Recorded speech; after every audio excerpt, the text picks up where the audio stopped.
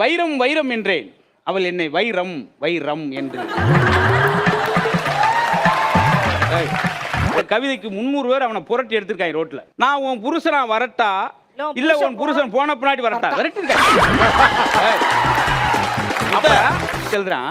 அவள் என் அருகில் இருந்தால் என் கண்களை மூட மாட்டேன். ஏன் செல்போனை தூக்கி போயிடுவான்.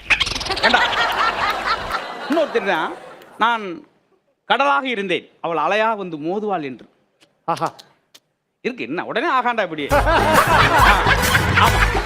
நல்ல பாடலாக இருந்தேன், என்னை பாடுவாள் என்று. யாருக்கு தெரியும் இப்படி அடுத்தவனோடு ஓடுவாள் என்று.